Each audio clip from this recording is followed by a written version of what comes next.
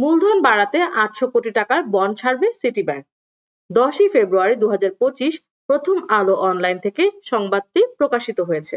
পুঁজিবাজারে তালিকাভুক্ত company city bank PLC 800 কোটি টাকার বন্ড ছাড়বে। রোববার ব্যাংকটির পরিচালনা পর্ষদের বৈঠকে এই সিদ্ধান্ত নেওয়া হয়েছে।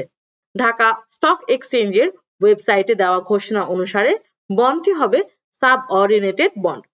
ব্যাসেল 3 এর সঙ্গে সঙ্গতি রেখে মূলধন ভিত্তি শক্তিশালী ও ব্যবসায়িক প্রবৃদ্ধি চলমান রাখতে এই অর্থ ব্যবহার করা হবে।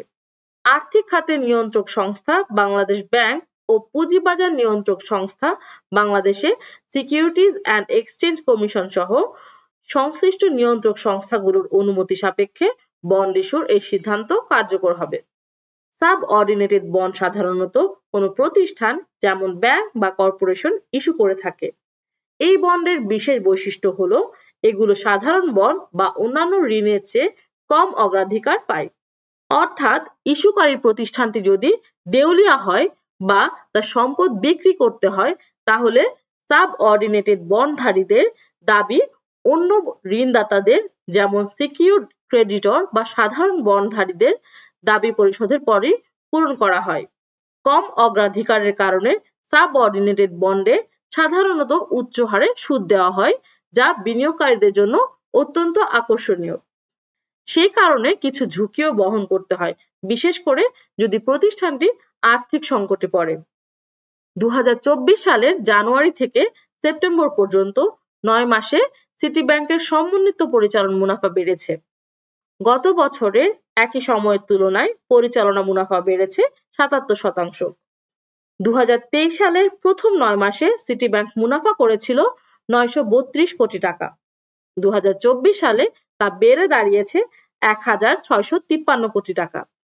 সতর্কতার সঙ্গে ঋণের বিপরীতে বেশি প্রভিশন সংরক্ষণের কারণে কর পরবর্তী মুনাফা বেড়েছে 19%। 2023 সালের প্রথম 9 মাসে মুনাফা ছিল 379 কোটি টাকা। 2024 সালে যা বেড়ে দাঁড়িয়েছে 451 কোটি টাকা।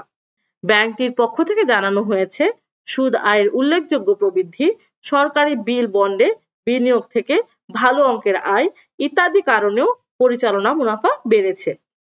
9 মাসে ব্যাংকের আয় 40% বাড়লেও ব্যয় বেড়েছে মাত্র 8.8%। ফলে আয় ব্যয়ের অনুপাত আগের বছরের 54.5% থেকে কমে 42% নেমে এসেছে। গত এক বছরে সিটি ব্যাংকের শেয়ারের সর্বোচ্চ দাম ছিল 26 টাকা 70 পয়সা এবং সর্বনিম্ন দাম ছিল 17 টাকা 30 পয়সা। এছাড়া কোম্পানিটি 2023 সালে 15% নগদ ও 10% বোনাস, 2022 সালে 10% নগদ ও 2% বোনাস, 2021 সালে 12.50% নগদ ও 12.50% বোনাস, 2020 সালে 17.50% নগদ ও 5% বোনাস লভ্যাংশ দিয়েছে।